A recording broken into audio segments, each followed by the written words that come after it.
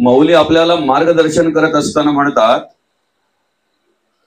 परिमलू निघाली या पवनापाठी, मागे ओस फूल राहे देठी, जैसे आयुष्याची या मुठी केवळ देह. अर्थात जोपर्यंत त्या फुलामध्ये सुगंध आहे तोपर्यंत त्या फुलाला आपलंसं केलं जातंय. मनुष्य त्या ठिकाणी आकर्षित होतो. एकदा काही त्या फुलाचा सुगंध निघून गेला की ते फूल बाजूला कुठेतरी पडलेलं आपल्याला पाहायला मिळतंय, बरं का.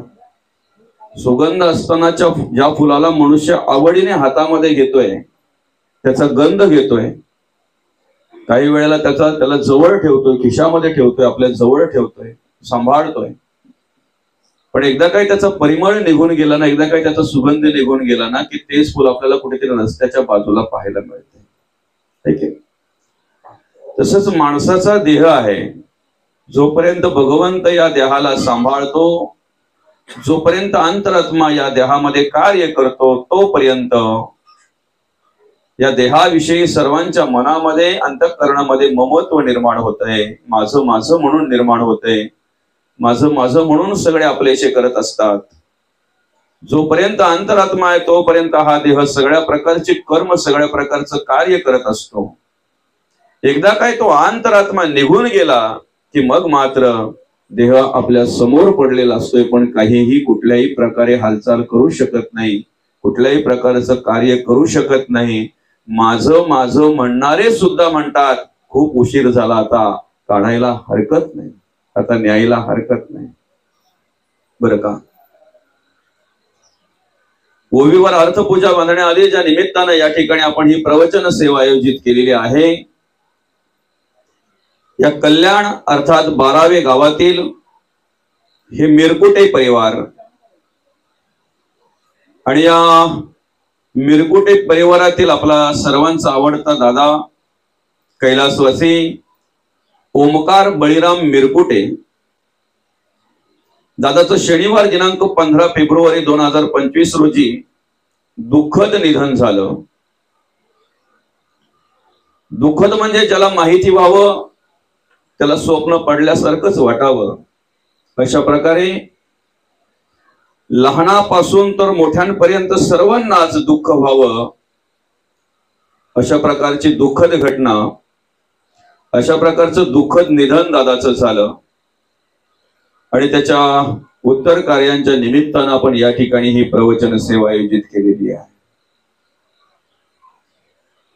खर तर अगदी 20-21 वर्ष, 21-22 वर्ष हा वय माणसाचं जायचं नाही आहे, बरं का. भगवंताने आयुष्य प्रत्येकाला वेगवेगळं दिलेलं आहे. आपल्याला जेव्हा जन्म झाला त्याच वेळेला आपला सांगाती मृत्यू आहे, आपला मित्र बरोबर आहे तो, बरं का. किती आयुष्य असावं हे आमच्या हातात नाहीये, कोणाच्याही हातात नाहीये. प्रत्येकाला वेगवेगळं आयुष्य भगवंताने दिलेलं आहे. आपण या ठिकाणी आपल्या आयुष्याचा मार्गक्रमण करत असताना बोलतो सुद्धा, सगळ्याच गोष्टी आपल्या हातात नाही आहेत. पण आम्ही जीवनाचा मार्गक्रमण करत असताना एक विचार केला पाहिजे की काही गोष्टी आमच्या हातात आहेत ना. सगळ्यात जरी नसतील तरी काही गोष्टी आमच्या हातात आहेत ना, आणि ज्या आमच्या हातात आहेत त्या आम्ही सांभाळल्या पाहिजेत. ज्या आमच्या हातात आहेत त्यांचा विचार आम्ही केला पाहिजे.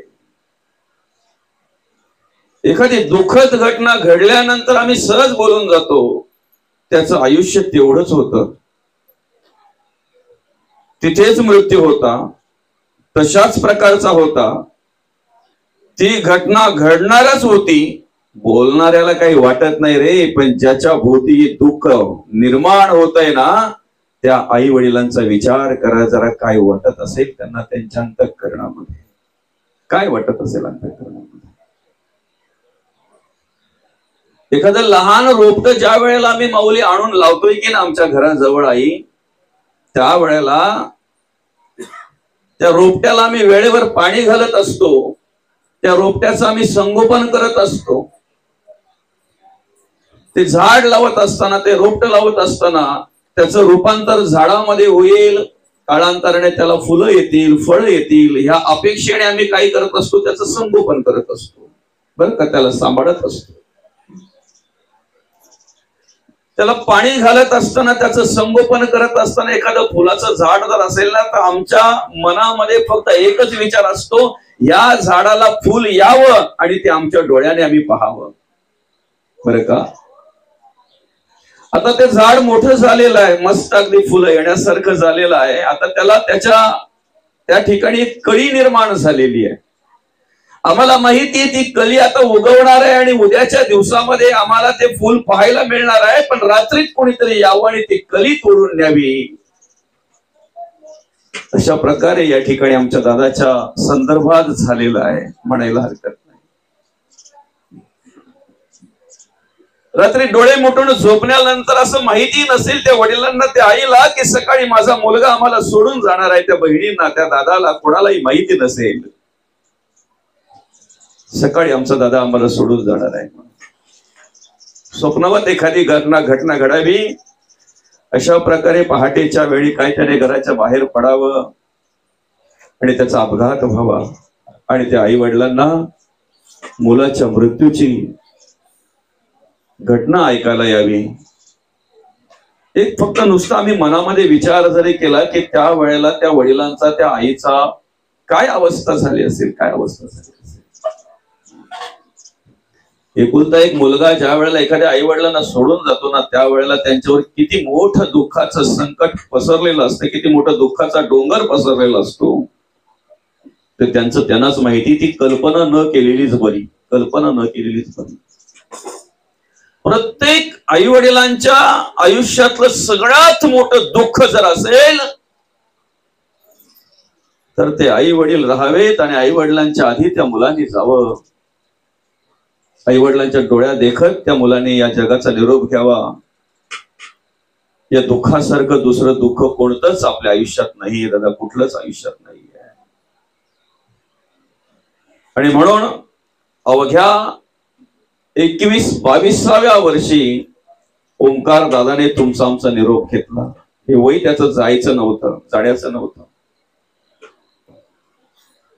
या ठिकाणी लवकरच अगदी 9 वाजताच मला तरी वाटतंय मी या ठिकाणी आलो असेल, 9:15 चालू असेल, 9 वाजताच. वेळेपासून बघतोय मी या ठिकाणी सगळी धावपळ वगैरे सगळ्या गोष्टी. एक कल्पनाही आपण करू शकत नाही की ज्या मुलाच्या शुभ कार्याची तयारी त्या वडिलांनी करावी, शुभ कार्यासाठी त्या बहिणींनी धावपळ करावी, अशा वेळेला जर त्याच्या उत्तर कार्याच्यासाठी जर त्यांना धावपळ करायला लागत असेल, ते दुःख जर त्यांना प्राप्त होत असेल, तर त्यांच्या आयुष्यातलं अजून दुसरं कुठलं दुःख असेल, फक्त कल्पना करणं कुठलं दुःख असेल. यापेक्षा वेगळं दुःख काय असेल. दोन्ही मोठ्या बहिणींच्या समोर एखादा आपला लहान भाऊ जातोय, करता कमवता या घराला आधार असलेला कोणतेही वडील असू द्या, ते वडील जसं जसं आपला मुलगा मोठा होत जातो ना, तसं तसं त्याचं निरीक्षण करत असतात. त्यांच्या मनामध्ये एक विचार असतो, आता माझा मुलगा मोठा झालेला आहे, 2 पैसे कमवून आणेल, 4 पैसे मिळवेल, कामाला जाईल, काम करेल, काबाड कष्ट करेल, बरं का. आणि एकदा काय त्याने 4 पैसे कमवून आणले की माझी धावपळ कमी होईल, मला जरा विश्रांती मिळेल, मला जरा शांत बसायला फुरसत मिळेल, वेळ मिळेल, अशा प्रकारची कल्पना ते वडील करत असतात. आणि अशा अवस्थेमध्ये एखाद्या तरुण मुलाने जावं,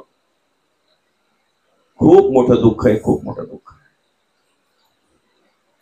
प्रत्येक वडील आई आपल्या मुलांवर संस्कार करताना अतिशय चांगल्या प्रकारे संस्कार करत असते माऊली. कुठल्याच बापाला वाटत नाही की माझ्या मुलाने व्यसनाधीन व्हावं. आणि म्हणून प्रत्येक बाप मुलाला मार्गदर्शन करत असताना प्रत्येक वेळेला चांगल्या प्रकारचंच मार्गदर्शन करत असतो, चांगल्या प्रकारचंच मार्गदर्शन करत असतो. कधीच बाप मुलाला वाईट शिकवत नाही, कधीच नाही. उलट अर्थी काही वेळेला जर एखाद्या बापाला वाईट सवय असेल ना, तर त्या मुलाला जवळ घेऊन त्याच्या पाठीवर हात फिरवून, त्याच्या डोक्यावर हात फिरवून परत परत सांगत असतो, दादा मला नकळत वाईट सवय लागली रे, पण तुझ्या आयुष्यामध्ये कधी कुठल्याही प्रकारची वाईट सवय लावून घेऊ नको. प्रत्येक बाप आपल्या मुलाला चांगल्या प्रकारे मार्गदर्शन करत असतो. प्रत्येक आई आपल्या मुलाला जवळ घेऊन, जरी किती अपराधी असेल ना, असं म्हणतात आपले अनंत अपराध पोटात घालून आपल्याला क्षमा करणार या जगातलं एकमेव दैवत असेल तर त्या दैवताचं नाव आहे आई, बरं का. आणि अशी अनंत अपराध जरी त्या मुलाने केली तरी त्याला जवळ घेऊन, अंजारून गोंजारून त्याला कुशीमध्ये घेऊन त्याला समजवत असते, बाळा असं वागणं बरं नाही रे, असं जगणं बरं नाही. अर्थात कुठल्याच आई वडिलांना वाटत नाही की माझ्या मुलाने व्यसनाधीन व्हावं, माझ्या मुलाने वाईट कर्म करावीत. कुठल्याच आई वडिलांना वाटत नाहीत. खर तर प्रवास करत असताना असं म्हणतात आई मुलाला कडीवर घेत असते, बरोबर आहे की नाही. आई कुठे घेते त्या बाळाला? आपण प्रवास करत असताना मुलाला कुठे घेतो बरं माऊली? कडीवर घेतो की नाही. पण त्याच ठिकाणी प्रवास करत असताना बाप मात्र त्या मुलाला कुठे घेतो? खांद्यावर घेतो, आहे की नाही. आई कडीवर घेते, तिचा उद्देश असा असतो की बाळा जे मला हे जग पाहता येत आहे ना, हे जग तू पाहावं. काय म्हणते आई? मला जे हे जग पाहता येतंय हे जग तू अनुभवावं, हे जग तू पाहावं दादा. पण बाप मात्र खांद्यावर घेत असतो का? तर प्रत्येक बापाला असं वाटत असतंय की आयुष्यामध्ये प्रगतीच्या शिड्या मी जेवढ्या चढलो नाहीत तेवढ्या शिड्या चढून माझ्यापेक्षा उंच, माझ्यापेक्षा मोठं माझ्या मुलाने व्हावं. ऐका ना दादा, ज्या ज्या ठिकाणी आपण कार्य करतोय, ज्या ज्या क्षेत्रामध्ये आपण कार्य करतोय, त्या ठिकाणी त्या क्षेत्रामध्ये कार्य करत असताना आपली प्रगती होऊ नये म्हणून आपल्या तंगड्या खेचणारे अनेक असतात रे. पण आपली प्रगती व्हावी म्हणून, आपली उत्तर प्रगती व्हावी म्हणून देवाला प्रार्थना करणारा या जगामधला एकमेव देव असेल तर त्या देवाचं नाव आहे बाप. त्या देवाचं नाव आहे बाप. आणि म्हणून आम्ही या ठिकाणी कार्य करत असताना आमच्यावर जे काही चांगले संस्कार असतात, जी काही चांगली आमच्याकडे कर्म पाहायला मिळतात, हे आमच्या आई वडिलांनी दिलेली आम्हाला खरी संपत्ती आहे, खरे संस्कार आहेत. आणि माणसाच्या आयुष्यामध्ये माणसाकडे जे काही चांगले विचार आहेत, चांगली कर्म आहेत, त्याचं श्रेय आई वडिलांना जातंय, कारण त्यांनी केलेलं मार्गदर्शन असतंय दादा. जगद्गुरु तुकोबा सुद्धा त्याचं श्रेय आई वडिलांना देताना म्हणतात, आपुलिया हिता जो असे जागता, धन्य माता पिता तयाचिया, धन्य माता पिता तयाचिया. आमच्या आयुष्यामध्ये भगवंताने 3 स्टेप ठेवलेले आहेत. लहानपण आहे, तरुणपण आहे आणि म्हातारपण आहे, बरोबर आहे की नाही. लहानपणात असताना काही काळांतराने त्याला तरुणपण येतंय ना आपोआप. तरुणपणामध्ये कार्य करत असताना त्याला वृद्धपण कधी येते त्याचं त्यालाही कळत नाही. वृद्धपण ही प्रत्येकाला अनुभवायला येतंय. खर तर या कलियुगामध्ये माणसाला 100 वर्ष आयुष्य दिलेले, शतवर्षाची गणनारे तुम्ही वासुदेव वासुदेव म्हणा. भाष्यकार म्हणतात, अर्थात एका ठिकाणी संत आम्हाला जाणीव करून देत असताना म्हणतात, शतवर्ष वय नेमिले, बालपण नेणता गेले, तारुण्य वेचले विषयांकडे, वृद्धपणी नाना रोग, भोगणे लागे कर्म भोग, आता भगवंताचा योग कोणी वेळे. आपण सर्व सुज्ञ माणसं आहोत, आपल्याला सर्वांना माहिती आहे. मडकं आपण कधी बनवलं नसेल, पण बनवणारा कधीतरी बघितला असेल आपण माऊली, आहे की नाही. मडकं बनवणारा कधीतरी आपल्या डोळ्यामध्ये बघितलं असेल आपण, कुंभार दादांना बघितलं असेल, आहे की नाही. ती माती जोपर्यंत ओली आहे ना तोपर्यंत तिला आकार देता येतो, समजताय ना. माती जोपर्यंत ओली आहे तोपर्यंत तिला आकार देता येतो दादा. माती जर सुकली तर त्या मडक्याला आकार देता येत नाही, त्या वस्तूला आकार देता येत नाही. आणि सुकलेल्या मातीला जर आकार देण्याचा प्रयत्न आम्ही केला तर त्या ठिकाणी तडा गेल्याशिवाय राहत नाहीत, तडा गेल्याशिवाय राहत नाहीत. आम्ही जे आमच्या घरी टोपली वगैरे वापरतो की नाही, टोपली, सुपा, दुरड्या, माहिती आहेत ना आपल्याला. पूर्वी इरणी पण असायची ना आई, बघितली असतील तुम्ही इरणी, नाही का. आताच्या माणसांना काहींना माहिती पण नसेल इरणं कशाला म्हणतात. शेतावर पावसाळी काम करायला जाण्यासाठी, पावसापासून संरक्षण व्हावं यासाठी बांबूच्या काड्यांनी विणलेलं जे असायचं त्याला इरणा म्हणतात. बरोबर आहे की नाही? ते बांबूचे काम करणारे जी माणसं आहेत ना, त्यांना विचारा की जोपर्यंत बांबू ओला आहे तोपर्यंतच त्याला आकार देता येतो. बरं का? जोपर्यंत तो बांबू, त्या काड्या ओल्या आहेत ना, तोपर्यंतच त्याला आकार देता येतो. एकदा काय तो बांबू सुकला की मग मात्र त्याला आकार देता येत नाही. मग तोही चिरला जातो, तडा जातात त्याला. बरं का? तसं आम्ही सुद्धा आमच्या जीवनाचा मार्गक्रमण करत असताना आमचं लहानपण जे आहे की नाही, आमचं बालपण जे आहे की नाही, ते संस्काराने शोभतंय. कशाने शोभतंय? संस्काराने शोभतंय. शिक्षण घ्यावं माणसाने खूप मोठं व्हावं. बरं का? पण टिजभर पोट भरण्याचं शिक्षण घेता घेता आयुष्य जगण्याचं पण शिक्षण घ्यावं ना माणसाने. जीवनाचा मार्गक्रमण कसं करायचा याचाही अभ्यास माणसाने करावा ना. बरं का? याचाही अभ्यास माणसाने करावा. आणि म्हणून लहानपणी जर संस्कार आमच्याकडून झाले तर तारुण्य अवस्थेमध्ये आमच्याकडे चांगल्या प्रकारची कर्म पाहायला मिळतात. आई वडील कधीच संस्कारांमध्ये कमी पडत नाहीत, शिकवण देण्यात कमी पडत नाहीत, मार्गदर्शन करण्यामध्ये कमी पडत नाहीत. पण तरी सुद्धा आम्हाला काही मुलं, काही तरुण व्यसनाधीन झालेली पाहायला मिळतात. काही तरुण नको त्या नादामध्ये अडकलेली पाहायला मिळतात. काही तरुणांना नको नको त्या प्रकारे घर बसल्या नाद लागतोय, आम्हालाही कळत नाही, बर्बाद होतात. काही तरुण आमच्या समोर, आमच्या डोळ्यासमोर, आमच्या घरात राहून बर्बाद होतात, आम्हाला कळत नाही. कलियुग आहे आणि या कलियुगामध्ये तुम्हाला उद्ध्वस्त करण्याचे सामर्थ्य साधनं अनेक आहेत. कलियुगामध्ये माणूस बर्बाद होण्याची साधनं अनेक आहेत. या कलियुगामध्ये पूर्वी आमची मुलं जर बाहेर गेली तर आई वडील बोलायचे, दादा जातोय खरं आहे पण वेडं वाकडं पाऊल कुठं पडू देऊ नको, वाईटाची संगत करू नको दादा. कारण आम्हाला माहिती आमचा मुलगा एकदा बाहेर पडायला लागला आणि वाईटाची संगत जर त्याला झाली तर वाईटाच्या बरोबर वाईट निर्माण व्हायला वेळ लागत नाही. वाईटाच्या बरोबर वाईट निर्माण व्हायला वेळ लागत नाही. बरं का?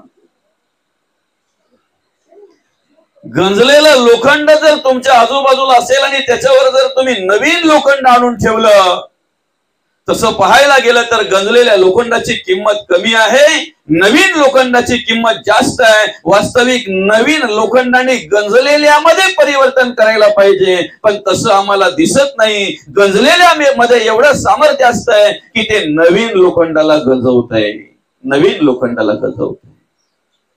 वाईट विचारामध्ये एवढं सामर्थ्य आहे, वाईट विचारामध्ये एवढा बळ आहे की तुमच्याकडे असलेले चांगले विचार त्याच्यामध्ये सुद्धा तुम्हाला कमीपणा आणून, त्याच्यामध्ये सुद्धा तुम्हाला बाजूला करून तुमच्याकडे वाईट विचार निर्माण व्हायला वेळ लागणार नाही. वाईटाच्या संगतीला मनुष्य सहज जातो, त्याला न्यावं लागत नाही, त्याला काही करावं लागत नाही. म्हणून घराच्या बाहेर पडताना प्रत्येक वेळेला तो बाप हात जोडून त्याला विनंती करत असतो, दादा अरे तू जातोय ना, बाहेर पडतोय ना, पण वाईटाची संगत करू नको रे दादा, वाईटाच्या जोडीला राहू नको. प्रत्येक आई वडील आपल्या मुलांवर चांगल्या प्रकारचे संस्कार करत असतात, पण आम्ही कोणाच्या जोडीला बसावं हे आम्हाला कळलं पाहिजे ना. नाही, आम्ही कोणाच्या बरोबर असावं हे आम्हाला कळलं पाहिजे. आमच्याकडे जर चांगले विचार यावेत असं वाटत असेल तर त्यासाठी आम्ही चांगल्याचीच संगत केली पाहिजे ना. देवाच्या गळ्यात हार घालायचा म्हणून आणलेली प्राजक्ताची फुलं आम्ही ज्या दोऱ्यामध्ये गुंफतोय की नाही, त्या दोऱ्याला सुद्धा त्या सुगंध निर्माण होतोय त्या फुलांच्या संगतीला राहिल्यानंतर. आम्ही कोणाच्या संगतीला राहावं, आम्ही कोणाच्या जोडीला बसावं हे आम्हाला कळलं पाहिजे. आमचं आयुष्य जर आम्हाला सुंदर करायचंय, आमचं जीवन जर आम्हाला व्यवस्थित जर व्यतीत करायचंय, व्यवस्थित जर घालवायचं आहे, तर त्यासाठी आमच्या आयुष्यामध्ये आमचा संघ महत्वाचा, आम्ही कोणाच्या संगतीला बसतोय ते महत्वाचं आहे. बरं का? संघावर आमचे विचार अवलंबून आहेत, संघावर आमची कर्म अवलंबून आहेत. काही ठिकाणी आम्हाला परमार्थिक माणसं पाहायला मिळतात, चांगल्या विचाराची माणसं पाहायला मिळतात, आजोबांपासून पंजोबांपासून जर त्यांचा विचार केला तर सुपारीच्या खंडाचं व्यसन नसते त्यांच्या घरामध्ये, पण त्याच घरामध्ये काही तरुण आम्हाला व्यसनाधीन होऊन बर्बाद झालेले पाहायला मिळतात. याला कारण संगत आहे, याला कारण संगत आहे. आई वडील आध्यात्मिक क्षेत्रामध्ये कार्य करतायत, पण त्या ठिकाणी मुलं मात्र आम्हाला बर्बाद झालेली पाहायला मिळतात. याला कारण संगत आहे. काही ठिकाणी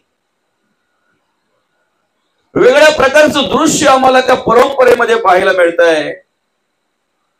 बाप कधी देवाचं नावही घेत नाही, बाप कधी देवाचं स्मरणही करत नाही, पण मुलं मात्र आध्यात्मिक क्षेत्रामध्ये कार्य करताना आम्हाला पाहायला मिळतात.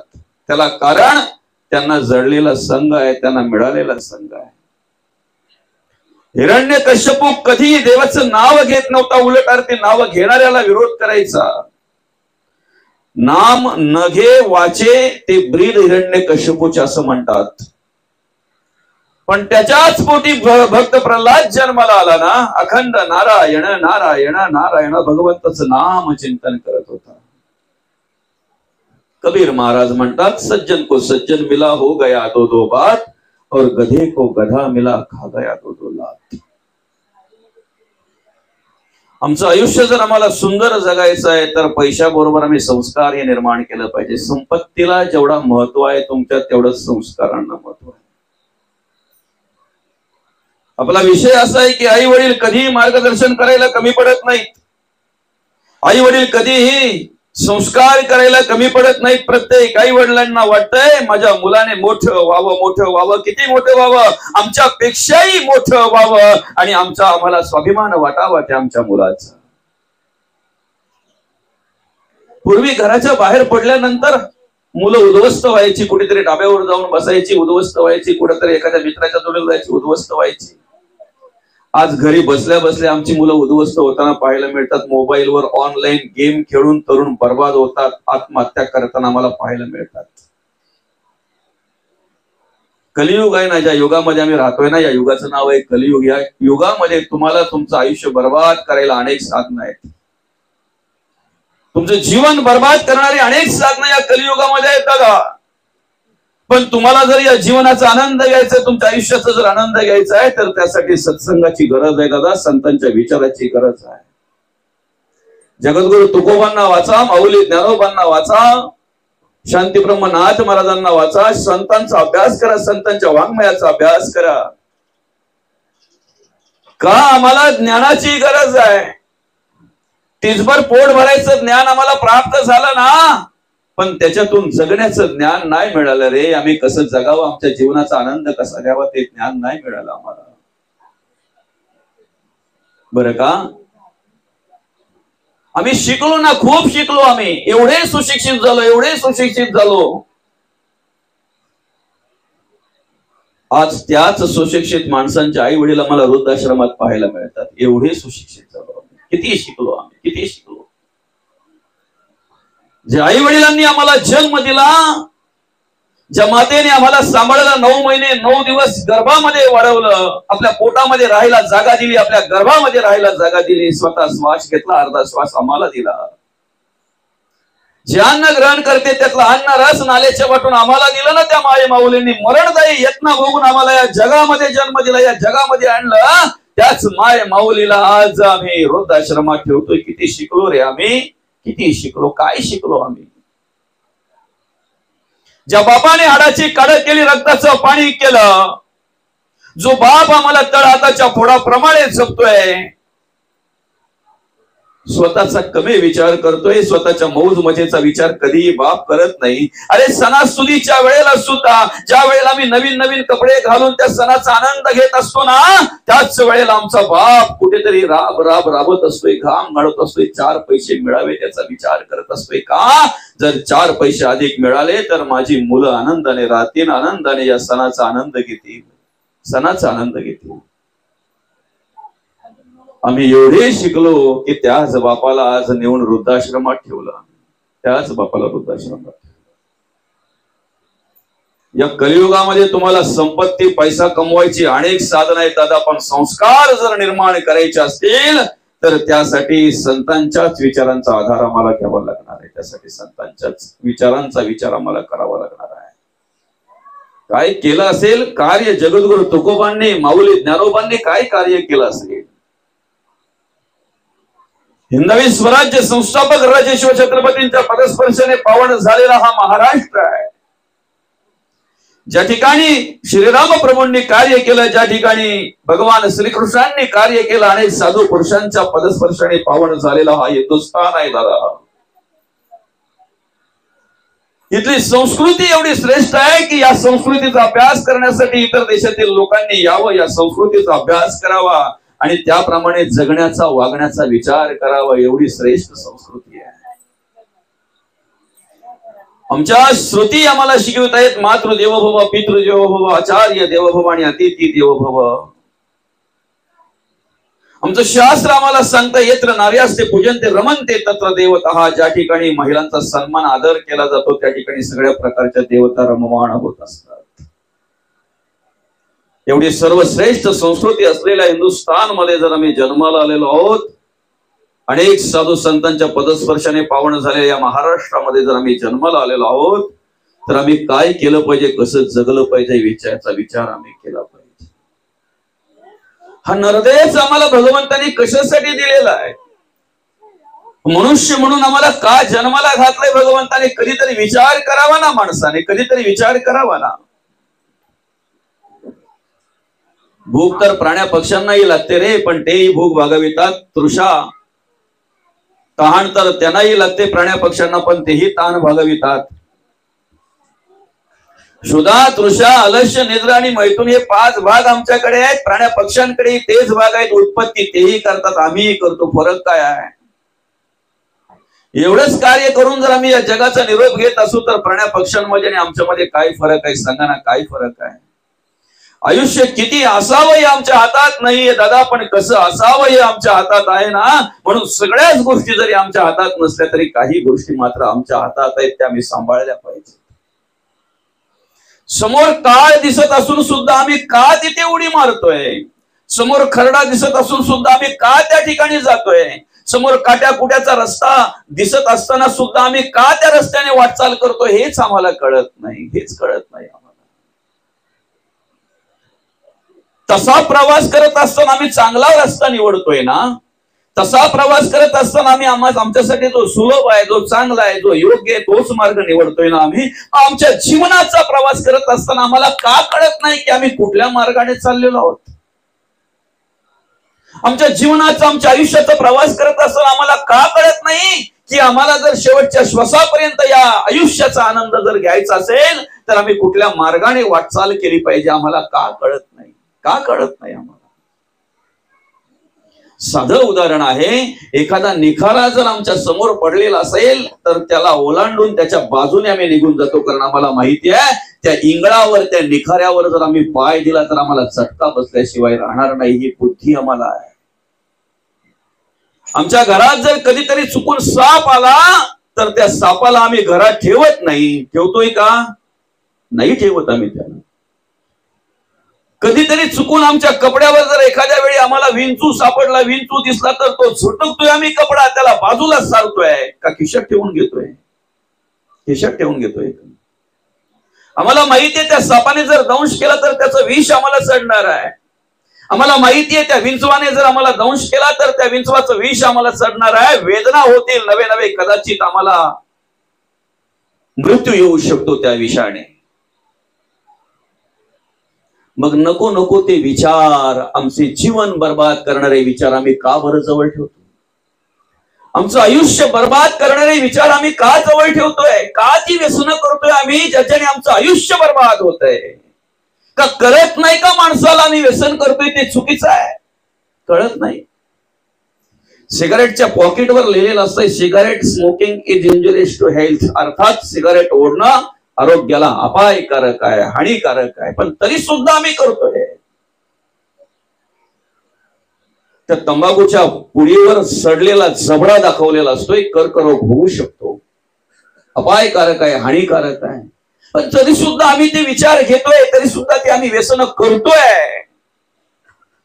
एखाद्याचा संसार बर्बाद झालेला मी पाहतोय, एखाद्याचं घरदार स्मशान झालेला मी पाहतोय, त्याची मुलं रस्त्यावर आलेली आम्ही पाहतोय. पण तरी सुद्धा जर ती व्यसनं आम्हाला सुटत नसतील तर ऐका ना, आम्ही तसा प्रवास करत असताना जर चांगला मार्ग निवडतोय तर मग जीवनाचा प्रवास करत असताना हे का निवडतोय बरं आम्ही? का आम्हाला सद्बुद्धी सुचत नाही त्यावेळेला? कसं जगावं, कसं वागावं का कळत नाही आम्हाला? भगवंतानी जे देह आम्हाला दिलेला आहे तो खूप महत्वाचा आहे, खूप किमती आहे, याची कोणी किंमत करू शकत नाही दादा.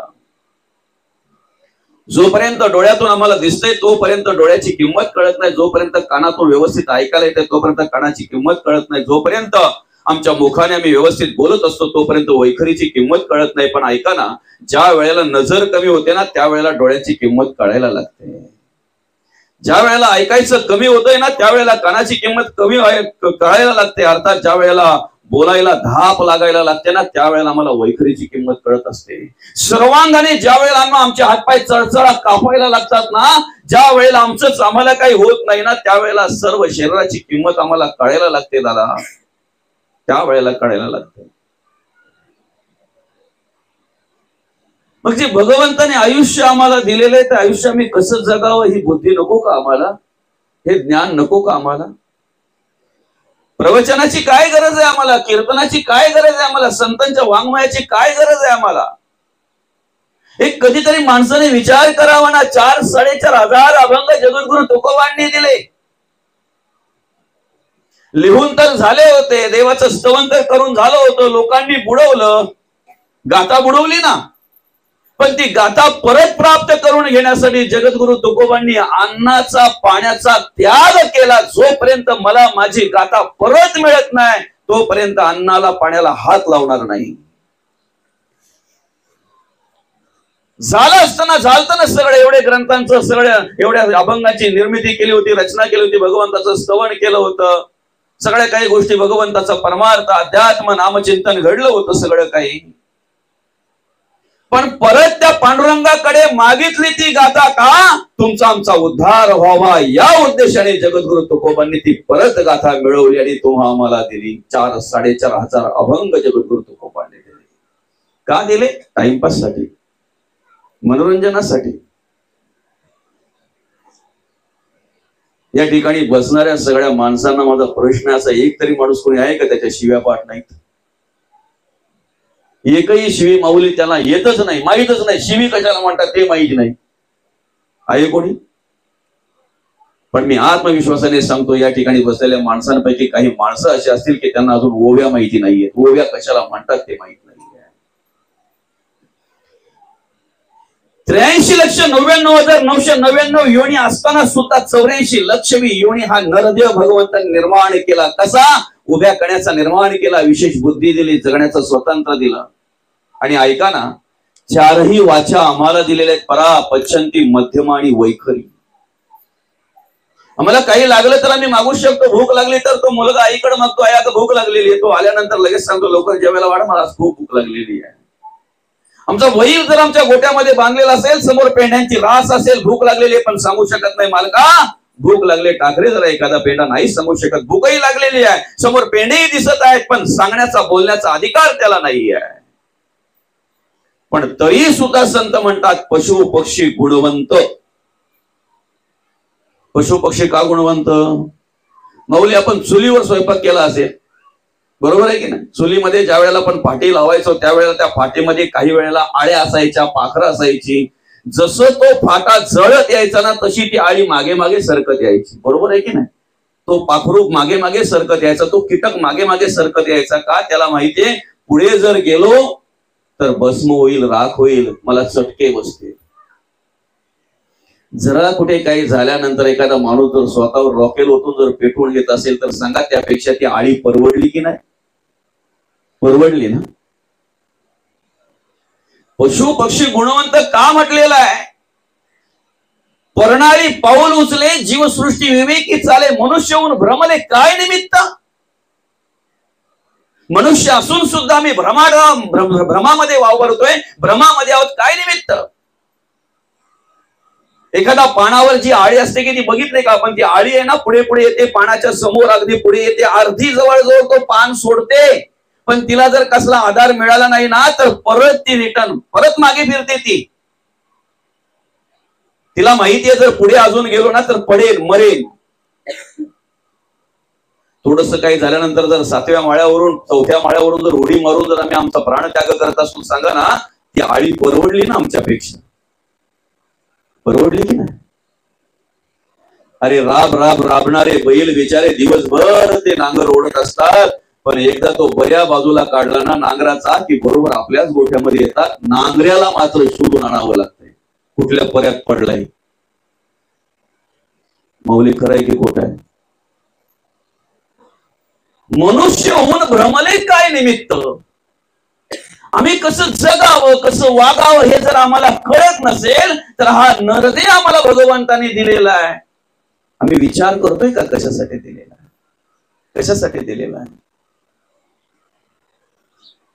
अरे या महाराष्ट्राची माती जी आम्हाला लाल दिसते ना दादा, या लाल मातीमध्ये रंग नाही सांडलेला. अनेकांनी प्राणाची आहुती दिलेली आहे, अनेकांनी आपलं रक्त सांडलेलं आहे, अनेकांनी आपल्या घरावर तुळशीपत्र ठेवले. म्हणून आज या मंडपामध्ये दादाच्या उत्तर कार्यांच्या निमित्तानं आम्ही या प्रवचन सेवा या ठिकाणी आयोजित केलेली आणि श्रवण करतोय. सहज नाही, सहज नाही. ती मुलं तशी घडवावी लागली, ते कार्य तसं करावं लागलं, काही गोष्टींचा त्याग करावा लागला. अभ्यास करणं जगद्गुरु तुकोबांचा काय काय त्याग आहे, मौली ज्ञानोबांचा काय काय त्याग आहे. अरे आपल्या मुलांसाठी एखाद्या आई वडिलांनी किती करावं. निवृत्ती, ज्ञानदेव, सोपण आणि मुक्ताबाई या चारही भावंडांना जगता वागता यावं, समाजाने स्वीकारावं, मानपत्र मिळावं म्हणून आई वडिलांनी अर्थात रुक्मिणी माता आणि विठ्ठल पंत या दोन्ही उभयतांनी देहांत प्रायश्चित्ताची शिक्षा भोगावी. मुलाबालांच्या समाधानासाठी, सुखासाठी आई वडील आपल्या सुखाचा त्याग करायला तयार होतात. आणि प्रत्येक वेळेला हात जोडून त्या मुलाला, त्या मुलीला सांगत असतात, ताई, दादा, तुम्हाला जे पाहिजे ते मागा रे माझ्याकडे. दादा, जे हवं ते मागा. भले आम्ही एक वेळ कसेही दिवस काढू, पण तुमच्या गरजा पूर्ण करू. फक्त वाईट पाऊल टाकू नका, वाईट विचार कधी करू नका. काय अपेक्षा असते आई वडिलांची आपल्याकडून दुसरी? सांगा ना. मुलांकडून दुसरी अपेक्षा काय असते आई वडिलांची? असे वागा, असे जगा की कधीतरी आम्हालाही तुमच्या जगण्या वागण्याचा स्वाभिमान वाटला पाहिजे.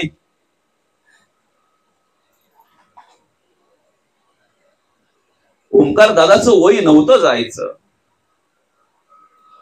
झाली घटना, ईश्वर सत्तेपुढे इलाज नाही एवढं बोलून आपण मोकळं होतो आपण. पण आज जेवढ्या घटना घडतायत आणि ही तरुण मुलं जातायत ना, तुम्ही सर्वे करा, जवळजवळ 80% मुलं अपघातानेच जात आहेत. 80%. कारभारी दादाचा ज्या वेळेला फोन आला त्याच वेळेला एक माझ्या गावाच्या शेजारी, माझं मामाचं गाव आहे, ह्या ओंकार दादाच्या वयाचाच मुलगा, तो पण अपघातानेच गेला. सगळ्याच गोष्टी आमच्या हातात नाहीयेत रे, पण काही गोष्टी ज्या आमच्या हातात आहेत ना त्या आम्ही सांभाळल्या पाहिजे.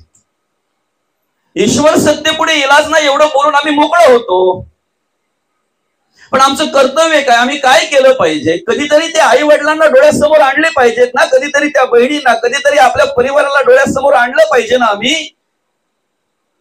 अशा अपेक्षा आहेत ना त्या आई वडिलांच्या, घरातल्यांच्या, अशा अपेक्षा आहेत ना काही. तर हाताच्या पोटाप्रमाणे वाढवत असताना, जगवत असताना, घडवत असताना कितीतरी गोष्टींचा त्याग त्या आई वडील आपल्यासाठी करत असतात. कितीतरी गोष्टींचा त्याग करत असतात. कितीतरी गोष्टी अशा बाजूला ठेवत असतात आपल्या मुलाबालांसाठी. 2-2, 3-3 ठिकाणी रब केलेल्या पॅन्टी घातलेले बाप मी बघितलेले आहेत, पण मुलांना मात्र नवीन ड्रेस, नवीन कपडे. 1-1, 2-2 ठिकाणी ठेसे पडलेले, ठोसे काय म्हणतात त्याला, पडलेले त्या साड्या, ती लुगडी घालणारी आई वडील आम्ही बघितलेली आमच्या डोळ्यासमोर. चप्पल वापरता खालचा रोड लागेपर्यंत, झिजेपर्यंत चप्पल वापरणारे बाप मी बघितलेले आहेत. अजून काय त्याग करू शकतात रे बाप? आई वडील आपल्यासाठी अजून काय त्याग करू शकतात? सांगा ना. आपली जबाबदारी आहे ना, मुलं असतील, मुली असतील, आपली जबाबदारी आहे. आपण कसं वागावं, कसं जगावं हे कळलं पाहिजे आपल्याला, बरं का? जोपर्यंत आमच्या आयुष्याचं ज्ञान आम्हाला होत नाही ना, जोपर्यंत आमच्या ह्या नरद्याचं ज्ञान आम्हाला होत नाही ना, जोपर्यंत आम्हाला मनुष्यदेह कशासाठी दिलेला आहे, आणि म्हणून मग त्यासाठी आम्हाला गाथेची गरज आहे, गीतेची गरज आहे, ज्ञानेश्वरीची गरज आहे असावी आमच्या घरामध्ये. बाकीच्या गोष्टी आम्ही सहज वापरतोय, सहज सांभाळतोय, सहज ठेवतोय की नाही. आमच्या घरामध्ये जर 4-5 माणसं असतील तर त्यांना पुरेल एवढी भांडी आपल्या घरात असतात की नाही माय माऊली, आणि नसतील तर बाजारात जाऊन आम्ही घेऊन येतो. बरं, आम्ही संसारामध्ये व्यवस्था करताना किती व्यवस्थित व्यवस्था करत असतो. आमच्या घरात 4-5 माणसं असतील, त्यांना पुरतील एवढी भांडी आमच्या घरात असतातच असतात, पण आयत्या वेळी आलेल्या पाहुण्यांसाठी सुद्धा पुरतील ती ही व्यवस्था आम्ही करत असतो. करावी ना, का नाही करावी? करावी. आम्ही आमच्या जगण्या वागण्यासाठी जे काही अन्न, वस्त्र आणि निवारा या 3 गरजा पूर्ण करण्यासाठी जे जे काही पाहिजे त्याची व्यवस्था आम्ही व्यवस्थितरित्या करत असतो, आणि त्यासाठी काहीही करायला आम्ही तयार होतो, काहीही करायला तयार होतो त्या आमच्या गरजा पूर्ण करण्यासाठी. पण ह्या गरजा पूर्ण करता करता आमच्या जगण्याचं नियोजन आम्ही करतोय का बरं? आमच्या आयुष्याचं नियोजन आम्ही करतोय का बरं? एक धुंदीमध्ये, एक भ्रमामध्ये आम्ही काम करत असतो. आम्हाला 100 वर्ष आयुष्य दिलंय म्हणून लहानपणामध्ये मनुष्य तारुण्याची व्यवस्था करत असतो, आणि तारुण्यामध्ये मनुष्य वृद्धपणाची व्यवस्था करत असतो. अरे करावी ना, का करू नये?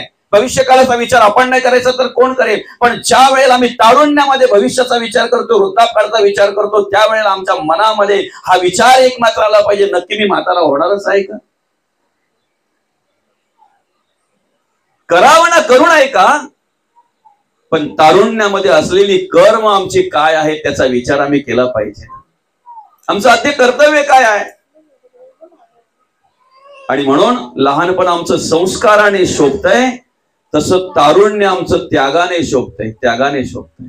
त्याग घडला पाहिजे तारुण्यामध्ये, आणि ज्यांच्या ज्यांच्या आयुष्यामध्ये तारुण्यात ज्यांनी त्याग केला ना, त्यांचा वृद्धापकाळ अतिशय सुंदर आहे, अतिशय सुंदर आहे. त्याग घडला पाहिजे. वाईट गोष्ट आहे तिला बाजूलाच सारली पाहिजे. विष चढेल म्हणून साप आम्ही जवळ करत नाही, विष चढेल म्हणून विंचू आम्ही जवळ करत नाही, पण विंचवाचे, सापाचे सिंबॉल असलेली, चित्र असलेले पुढे आमच्या खिशात आहेत ना. स्लो पॉइझन आहे ना ते, हळूहळू चढणारं विष आहे ना ते. का वापरतोय आम्ही? म्हणून तर जगद्गुरु तुकोबा म्हणतात, नको नको मना गुंतू माया चाळी, काळ आला जवळी ग्रासावर. अशी शिकलेली पोरं बघितली ना, ही कॉलेज विलेजची पोरं बघितली ना, की मग असं वाटतंय की पूर्वी कमी शिकलेली जी माणसं होती ती परवडली. कॉलेजची पोरं जी आता कॉलेज सोडून जी बाजूला जातात की नाही, नको ते धंदे करायला, कॉलेजचं नाव करून अगदी टोळीच्या टोळी बाजूला कुठेतरी असते ती, आणि वेडे वाकडे चाळे करत असतात. त्यांच्याकडे बघितलं ना की मग ते आज आजी आजोबा जे आहेत ना, 80-85 वर्षाच्या आमच्या घरामध्ये, त्यांची आठवण येते. ही कमी शिकलेली माणसं परवडली का? अजून सुपारीच्या खंडाला सुद्धा हात स्पर्श करत नाही. काही माणसं तर अशी आम्हाला पाहायला मिळतात, 80-85 वर्षाची, चहा सुद्धा घेत नाही, चहा पण नाही. कशाला शिक्षण म्हणतोय आम्ही? कशाला सुशिक्षितपणा म्हणतोय आम्ही? कशाला सुशिक्षितपणा म्हणतोय आम्ही? धर्माचं कार्य पुढे करून आम्ही अधर्म करतो हेही आम्हाला कळत नाही. देवाला पुढे करून आपण बोलतो ना, देवाच्या नावात चोरांचा बाजार चाललंय. आज परिस्थिती तशी पाहायला मिळते. माझं गाव टिटवाळ्यापासून पुढे आहे, जवळजवळ 10 किलोमीटर अंतर. तुमच्याकडून ज्या इकडनं ज्या दिंड्या जातात की नाही, त्या मार्गाने श्री क्षेत्र शिर्डी असेल, अजून कुठे असेल, उल्हासनगर वरून जे दिंड्या जातात त्या माझ्या गावावरूनच जातात.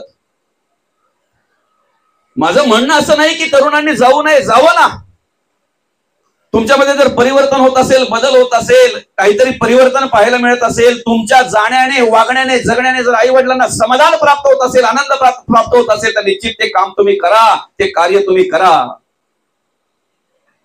पण माय माऊली, मी स्वतः अनुभव घेतोय त्या ठिकाणी, मी स्वतः पाहतोय. सकाळी 8 वाजता 10-12 त्या दिंडीतले तरुण गांजा ओढायला बसतात रस्त्याच्या बाजूला. धर्माचं कार्य पुढे करून अधर्म करतोय हेच आम्हाला कळत नाही. आम्ही काय करतोय? ते देवाचं कार्य करतोय की अधर्म करतोय? आणि ह्याच दृष्टीने आमचे तरुण आज बर्बाद झालेले पाहायला मिळतात बऱ्याच ठिकाणी. त्याला कारण काय आहे? परवा झालेली शिवजयंती, आम्ही शिवजयंती साजरी करतोय ना, पण शिवजयंती ही फक्त 19 फेब्रुवारी पुरतीच नको ना, 19 फेब्रुवारी पुरतीच असावी का? ज्या दिवशी आम्हाला शिवचरित्राचा अभ्यास आम्ही करू आणि ज्या दिवशी प्रत्येक दिवशी त्या राजांच्या कर्माचा, विचारांचा जर आम्ही विचार केला, गुणांचा, त्यांच्या कार्याचा जर आम्ही विचार केला, तर खऱ्या अर्थाने प्रत्येकाच्या घराघरामध्ये छत्रपती शिवाजी महाराजांचे विचार आम्हाला अनुभवायला मिळतील, पाहायला मिळतील. आम्ही कमी पडतोय कशामध्ये? संस्कारांमध्ये कमी पडतोय, आम्ही आचरणामध्ये कमी पडतोय, आम्ही बाकीच्या गोष्टींमध्ये कमी पडतोय. ज्या ठिकाणी आमचे तरुण आम्हाला आज पाहायला मिळायला पाहिजे त्या ठिकाणी पाहायला मिळत नाहीत तरुण. खऱ्या अर्थानं प्रवचनाची गरज कोणाला आहे? वृद्धांना की तरुणांना? कोणाला गरज आहे? आज कीर्तन श्रवणाची गरज कोणाला आहे? तरुणांना की वृद्धांना?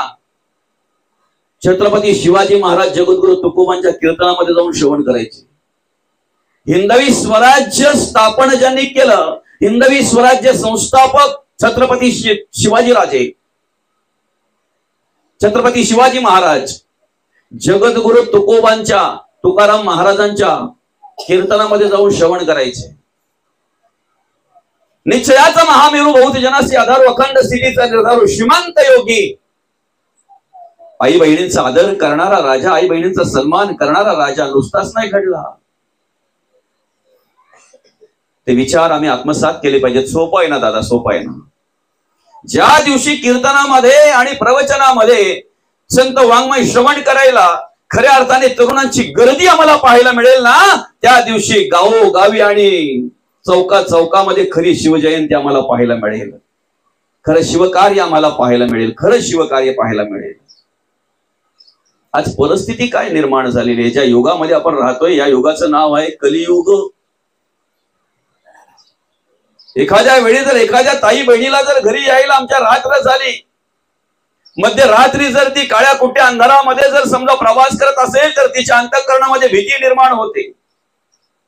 ती घाबरते ना, तिच्या अंगाचे शहारे उभे राहिलेले असतात, अंग थरथरत असते, नजर भिडभिड इकडे तिकडे पाहत असते.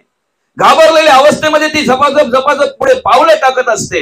कधी माझं घर येतंय, मी घरापर्यंत कशी पोचते, कधी पोचते याचा विचार ती करत असते आणि त्याच विचारामध्ये झपाझप पावलं टाकून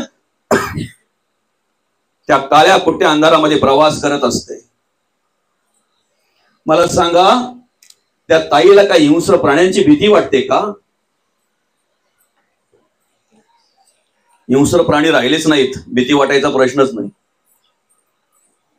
रात्रीच्या वेळी प्रवास करत असलेल्या त्या ताईला हिंस्र प्राण्याची भीती वाटत नाही, किड्या काट्याची भीती वाटत नाही, विंचवाची भीती वाटत नाही, सापाची भीती वाटत नाही. तिच्या अंतःकरणामध्ये फक्त एकच भीती असते, मी ह्या अंधाऱ्या रात्रीमध्ये चाललेलो आहे, काला कुट्ट अंधार पडलेला आहे, कोणी माझ्या बरोबर नाहीये, एखाद्या नराधमाची वाईट नजर जर माझ्यावर पडली तर.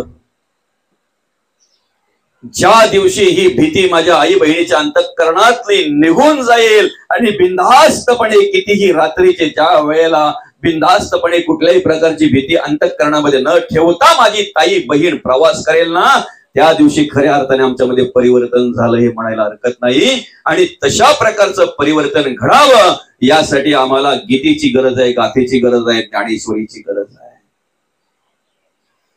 आपला विषय असा होता की आम्हाला अन्न वस्त्र निवारा ह्या गरजा पूर्ण करण्यासाठी सगळे साधन सामुग्री जर आम्ही आमच्या घरामध्ये ठेवतोय, आम्हाला जेवढं पाहिजे तेवढं तर आणतोय, पण आयत्या वेळेला आलेल्या पाहुण्यांचीही व्यवस्था व्हावी अशा प्रकारची व्यवस्था आम्ही करतोय. असू द्या ना, केलीच पाहिजे. जर आम्ही जगण्यासाठी जे काही करतोय तर जीवनासाठी आम्ही काही करावं नाही का? आमच्या आयुष्यासाठी आम्ही काही करावं नाही? नको करायला? एका वाडग्याच्या किमतीमध्ये हरिपाठाचं पुस्तक मिळतंय, ऐका.